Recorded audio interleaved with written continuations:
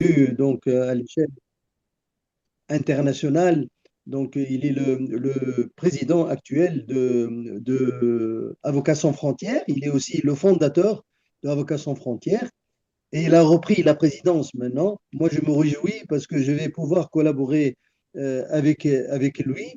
On a aussi Maître Dominique Tricot, que tout le monde connaît. C'est un ami de la Tunisie. Et Maître Dominique Tricot, il est, comme vous le savez, ancien membre du Conseil de l'Ordre de Paris et il est au directoire du CIB. Donc voilà, vous êtes les bienvenus tous les deux. Et puis, nous avons Maître Benoît Mistre, qui est donc conseiller juridique du président de Triel, Maître Philippe Grant, qui s'est excusé au dernier moment pour des raisons personnelles et qui a donc dépêché Maître Benoît Mistre pour le remplacer et parler. Et lui, il a une expérience dans ce domaine, en tout cas en Suisse, sur la compétence universelle. Donc, il va intervenir donc à cette conférence. Je veux saluer tous les présents actuels, donc ceux qui participent à cette conférence, particulièrement bien sûr mes salutations à mes confrères tunisiens. Salam alaikum. Je suis content de vous avoir. Vous savez, là, c'est une expérience qu'on continue parce que l'année dernière, on avait fait deux conférences aussi, l'une sur les mécanismes juridiques de protection des avocats, les mécanismes internes de protection des avocats, et la deuxième sur les mécanismes internationaux de protection des avocats. Et ça a été une réussite. D'ailleurs, un rapport a été publié et qu'on a envoyé à tout le monde.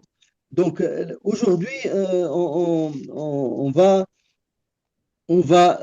parler d'un sujet, il faut le reconnaître, sensible, brûlant, qui est la compétence universelle en matière de crimes de torture. Donc, c'est un sujet sensible parce que dans sa définition, vous savez, la torture, c'est une souffrance physique infligée à quelqu'un, notamment pour lui faire avouer ce qu'il refuse de révéler, lui faire parler sous la torture, donc lui faire avouer sous la torture.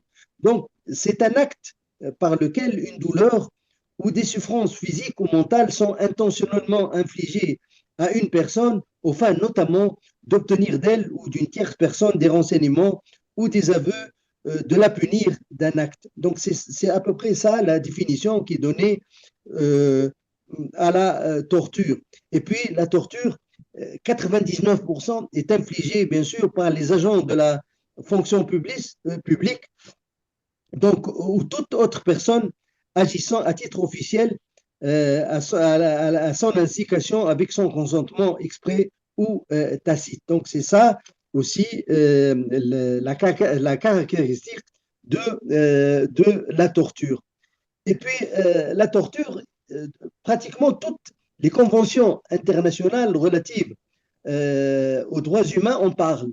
Donc, nous avons la Déclaration des droits de l'homme, donc l'article 5, nul ne sera soumis à la torture ni à des peines ou traitements cruels, inhumains ou dégradants. Nous avons l'article 7 du Pacte international sur les droits civils et politiques. L'article 7 aussi, il parle de la torture, nul ne sera soumis, la même chose pratiquement.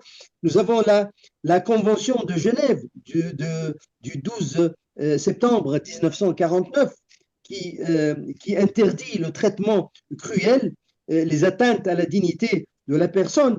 Donc, nous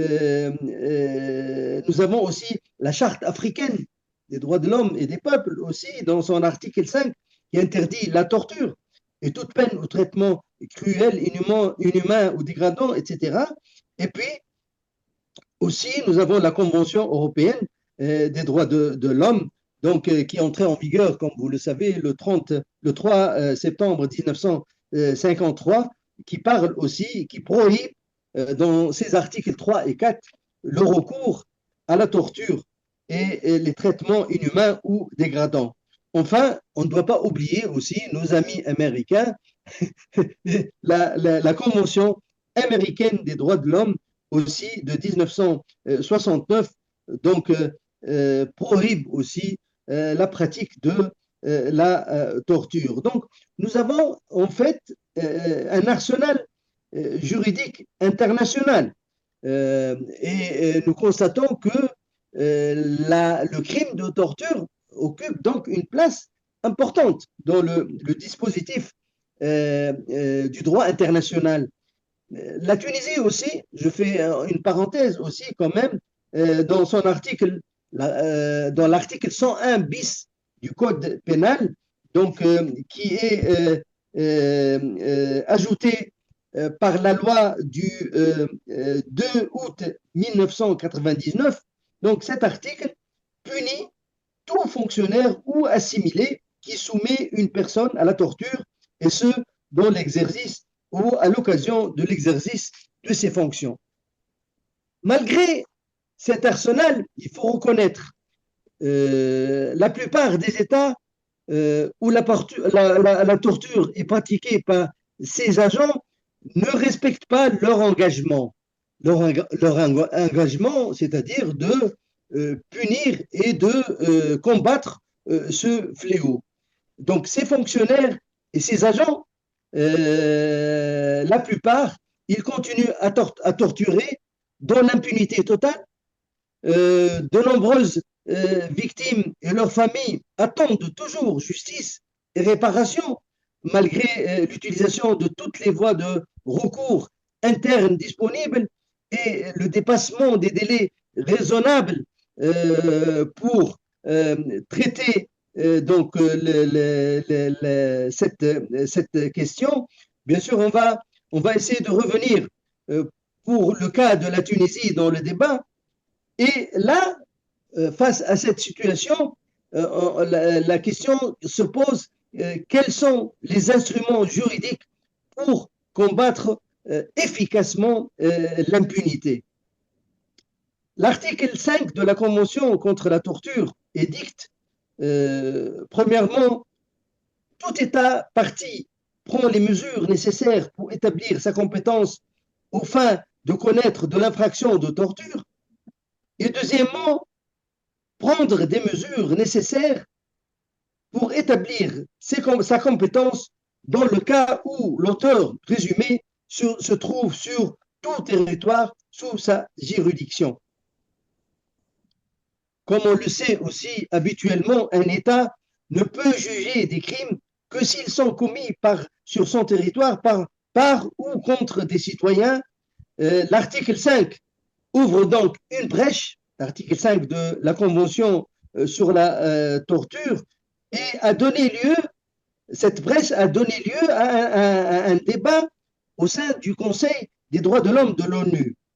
Des fois, débat virulent, comme vous le savez, certains États autoritaires, non démocratiques, pour être diplomatiques, ces États invoquent souvent, pour s'opposer à cette compétence universelle, la souveraineté des États. Premier argument. Deuxième argument, le principe de non-ingérence dans les affaires intérieures de l'État. Troisième argument, l'immunité dont jouissent ces agents. Aujourd'hui, donc, la compétence universelle constitue la seule solution viable et constitue un outil puissant au service de la justice internationale pour vaincre l'impunité. Comme vous le savez, les avocats jouent un rôle primordial, mais aussi dangereux dans le dispositif de ce combat, car l'avocat est le plus souvent le premier à être informé que son client a été victime de torture et prend donc des risques énormes. Cet avocat prend des risques énormes pour dévoiler les actes de torture subis par son client. Donc, on a, comme je vous l'ai dit tout à l'heure, on a posé la question de la protection de l'avocat, qu'on a traité, comme je vous l'ai dit, dans d'autres conférences, notamment la conférence sur les mécanismes internationaux de protection des avocats l'année dernière. Aujourd'hui, la compétence universelle est une voie de recours exceptionnelle à laquelle l'avocat peut recourir pour demander justice à son client. L'importance de cette conférence réside dans le fait que certains avocats se trouvent des fois dans le désarroi donc, et essayent de trouver une porte de sortie à leurs clients. C'est pour cette raison que nous avons organisé cette conférence et à laquelle nous avons invité, comme je vous l'ai dit tout à l'heure, Maître François Contier, Maître Dominique Tricot et puis Maître Benoît Mistre, donc qui remplace Maître Philippe Grant qui s'est excusé au dernier moment. Donc on va essayer, comme on vous l'a dit au début avant cette introduction, que chacun des intervenants aura 15 minutes à peu près, 15 minutes pour poser le problème, et puis on va rentrer dans le débat. Donc, on va essayer de voir quelques cas concrets qu'on va essayer d'exposer pendant cette séance. Voilà.